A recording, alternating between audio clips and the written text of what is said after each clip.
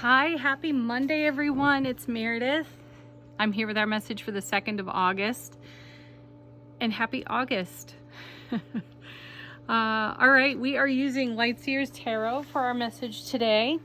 We are tuning into the energy atmosphere of the day, how we might navigate that, anything that comes our way, how the atmosphere is charged, how we're responding. And let's get into it. Our spirit animal for the day, White Raven Spirit. Trust in the magic. We had this one recently, and I'm happy to see it again because while I was shuffling out the cards, I kept feeling the energy of renewal, rebirth. As I shuffled, those two words kept coming to me over and over. So I feel that we've hit a reset button of sorts. Let's see what the cards have to say about it. So trust in the magic, trust in our own magic. And this is about, nice, there's a hawk calling. This is about our own manifestation and bringing our vision to life and to light in the world. Our oracle card with this, nice endings. All right. Okay, yeah, well, a cycle of completion. This reminds me, of course, of the Death card, though it also reminds me of the World card in tarot. So a fulfillment. And what I'm sensing here, since I'm hearing rebirth, renewal, I'm speaking about hitting a reset button, I have been intuitively, keenly aware of an odd charge to the atmosphere ever since the lunar eclipse in May, and then the solar in June, and all the retrogrades that have happened. Now during that time, it's been a couple of months, during that time we have had really exquisite cards, very few challenge cards, though when the challenging cards came, they were so supported by some of the happiest cards in tarot. So we had this level of grace to everything that we were negotiating over the past couple of months. I feel that the challenges have been deep. They've been very personal. And I sense that we've all worked on them a bit quietly. And I feel that that's coming to completion here, especially looking at this endings card. So yeah, share your thoughts on that. Are you feeling something similar? Has that been your experience as well? Let's get into the tarot cards. We had quite the shuffle here. They were coming out in twos. So our first two, we have Page of Wands. Oh, I love this. This is enthusiasm, skill, talent, optimism. And the page comes with the King of Wands, so in the same suit. Look at that. So there's the king with all his passionate, creative, fiery experience and self-mastery, with the enthusiasm commingled, coalesced with the enthusiasm of a page, someone who's untried, untested. And this is about bringing some of our innocence to our mastery, seeing things with fresh eyes. A brand new perspective even. What's it connected to? The next two cards are another king, the King of Cups. A healing of the heart has taken place. See, this is what I'm sensing here. As I was just saying, any cards that have shown up over the past couple of months that are considered challenging cards, let's consider those. 3 of Swords, 9 of Swords, Tower, Devil, to name a few, right? They've all been supported by really positive, happy cards. So like I said, we've had this cushion of grace around us while we've gone on this interesting leg of our own spiritual journey. And it has created a healing of our own hearts. So we may be feeling much more grounded, centered, and sovereign within self. Now, the King of Cups he's all intuition and all emotion, and he's emotionally awake, aware, alert, intelligent, and intimate. Sitting next to the passionate King of Wands, wow. bring the mastery of these two kings. So we've got skilled, talented, gregarious, playful, social, happy, celebratory in this King of Wands, mixed with all those gorgeous elements of the King of Cups. Yes. No wonder we're, you know, enthralled in celebration on our page of Wands, right? Why wouldn't we feel like that when we're bringing fresh eyes, renewal, rebirth, reset with this kind of mastery? And accompanying the King, look at that, the Nine of Cups. This is a card that's been with us consistently for 2 months. It's shown up. I've lost count. I have it written down though. Let's just say a lot. So that's the Ace of Cups to the power of 9, pouring blessings into our world. And you know that this is called the wish card in tarot. It's about dreams coming true, wishes fulfilled. And it's because of our dedication to our spiritual journey, navigating the challenges, navigating the surprises, the unexpected. That's what creates this kind of personal life experience. Next we have, you have to love that. There's the Fool. And there it is. This is the beginning. It's the start, 0 in tarot of the major arcana. So it is about completing a cycle, which is something I said over here on the endings card. How fantastic is that? That's a great infinity loop right there.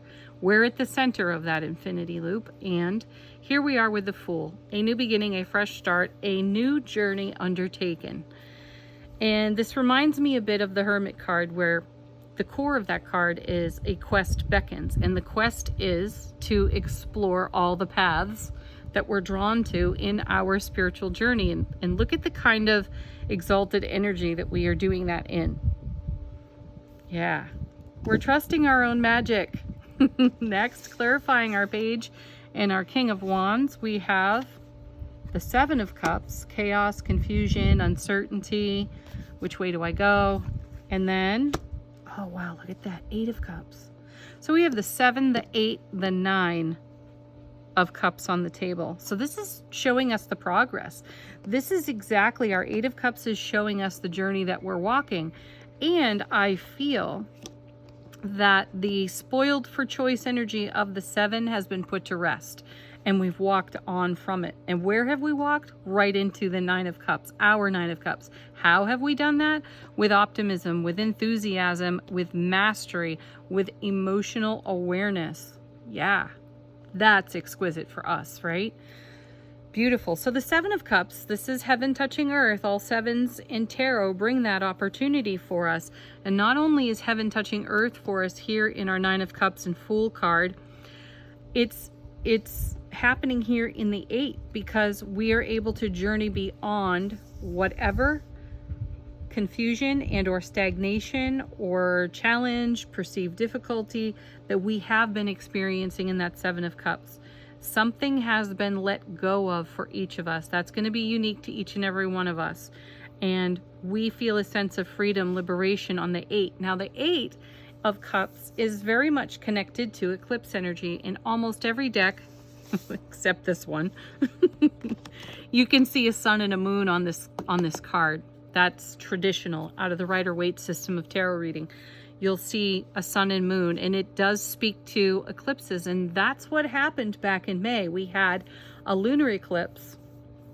Then June 10th, we had a solar eclipse, and Mercury retrograde happened in the midst of those two things, as well as other planets being retrograde. You know it. You've seen it here in the dailies for a couple of months now. But here we are in the 8, walking on from whatever got stirred up in those eclipses and retrogrades. Some of those retrogrades are still current and valid, so be mindful of that. Check your astrology. But we are walking on from this posture right here. This, I'm not sure. I don't really know. I can't commit to anything. And that got really old for us. That sense of even a lack of commitment within self-relationship. We felt that as well. Uncertain about our direction, but we have rediscovered that. You know, we were exploring a leg of our spiritual journey that was kind of vague and foggy, and I feel like we're coming out of that fog with a greater sense of stability and self-sovereignty, as I mentioned earlier. Okay, next two cards.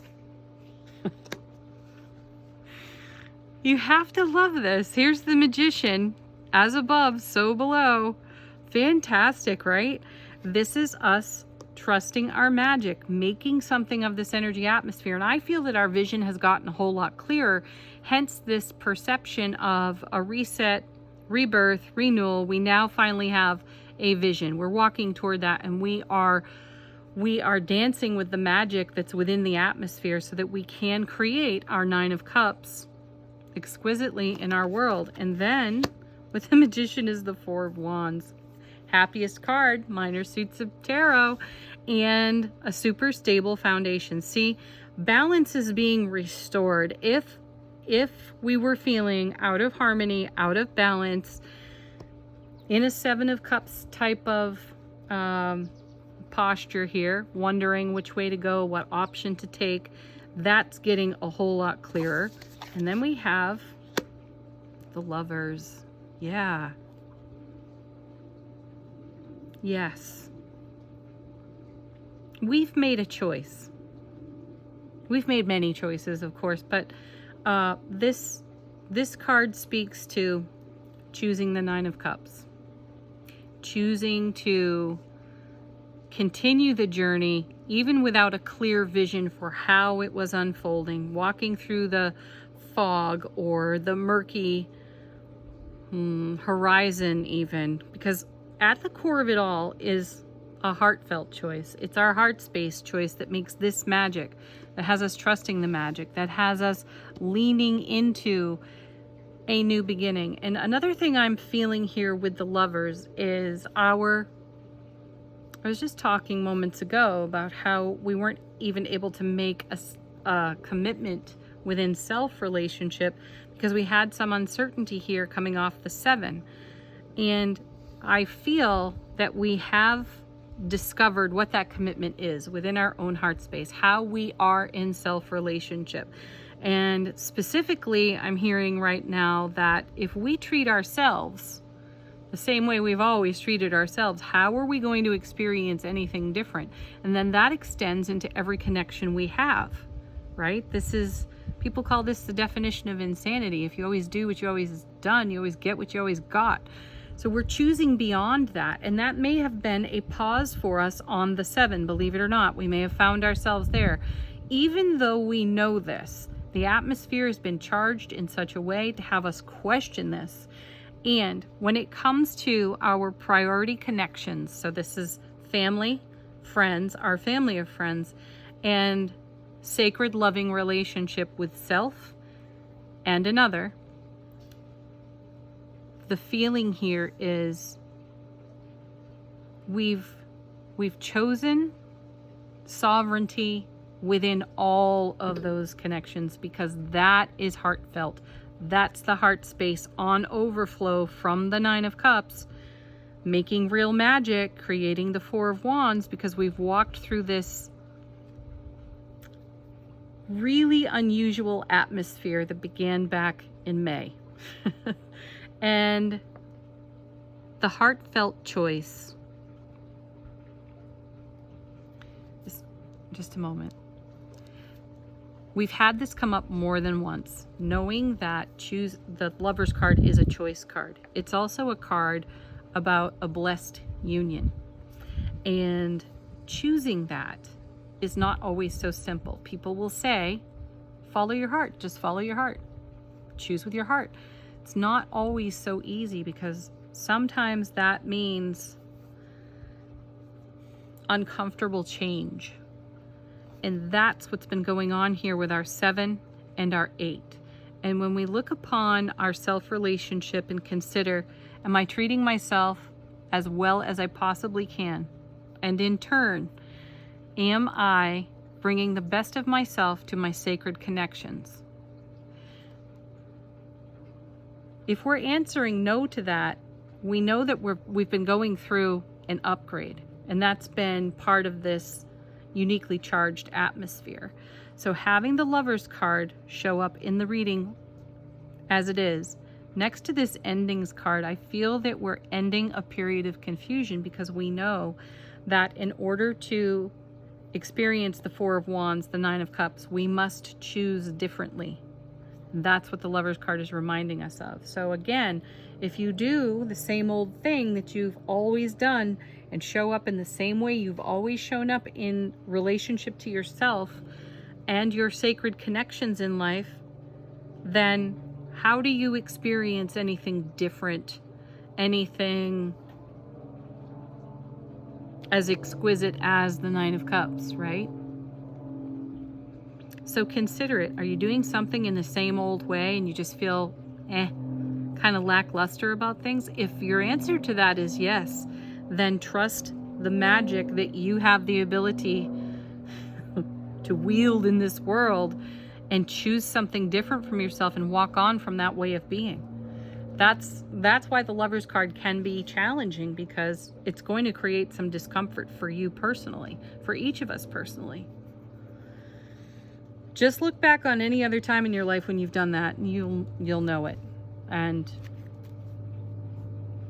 bring unconditional love to the forefront for yourself as you make a change, as you say yes to this type of sovereign connection within self and sovereign connection within all of your sacred relationships, most especially the one with your chosen beloved.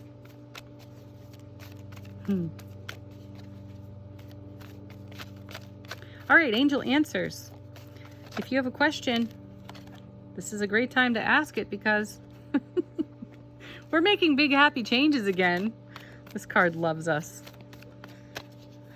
I love this card.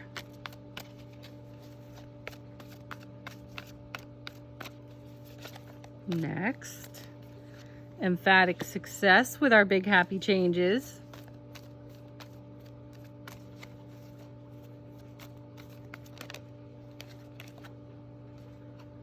Emphatic yes for our success with our big happy changes.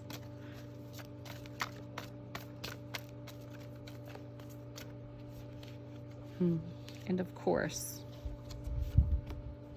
oh, there's another one peeking out. I'm going to take it. So we have remain positive, and now we have communicate clearly. This communicate clearly is one of my favorite cards in this deck, because it's as much a card about what we say as what we don't say, what we listen to or what we're not hearing. And this card is an invitation every time for us to speak our heart, and in an uncluttered way. Just put it out there. And if you're wondering if it's time for you to say something to someone else, this is an emphatic yes. Yes, it's time. It's also a time to invite someone to speak their heart. Yeah, so consider that. And listen, really listen to what's being said.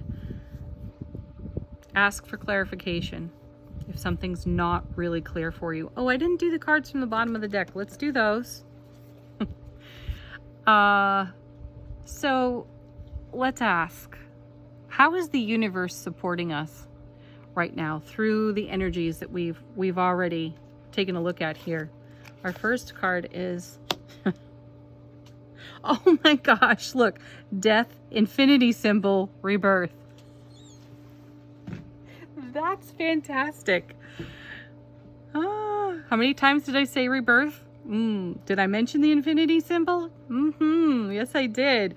Transformation. This is another message that continues to show up consistently for us at this time. There is an ending. Gosh, we got the death card showing up twice in the reading. There is an ending and a simultaneous beginning, and that's happening in the infinity loop, and that's rebirth. We're bringing new, fresh perspective to absolutely every aspect of our lives at this time. And yes, yes, emphatically. Then we have the Chariot moving ahead dynamically. I love that the Chariot's here. You know, this is a card about two pathways in front of us, and you know, each horse is trying to run to each one of the paths, and it's up to the Chariot to bring that energy into not necessarily a straight line, but we'll say a dynamic line, not being pulled in two different directions, finding our course and sticking to it for a bit. And that's what I feel has happened here in the 7 and the 8 of Cups. We come out of too many options, too many paths. Maybe we narrowed it down to 2 and we were feeling pulled in both. And now the 8 of Cups comes along and brings those two paths together. And now we're navigating that dynamically. So we're moving ahead with transformation, integration type energy dynamically. Right straight at our reset, restart, rebirth. And then we have the 4 of Swords. Yeah, another super stable card. So our emotions, King of Cups, 9 of Cups, 7, 8 of Cups. Our emotions are balanced. They're on a solid foundation. And so too are our thoughts. And this brings peace, ease, relaxation. And it's very welcome at this time because, as I said, this oddly charged atmosphere has been with us for a while, and every single one of us could use a little bit of a vacation from it. And I feel that that's here in this reading. What a great way to start August, right? Okay, now our affirmation card from the Fortune reading deck. It's not so much an affirmation as a point of focus. Oh my goodness. The birth card. Universal energy brings you opportunity and possibility. Yeah, in rebirth, in renewal, in reconsideration of everything before us and how we're going to chariot navigate that in a transformed death card way. Yes. Have a beautiful Monday, everybody. Peace, love, joy, happiness. Namaste.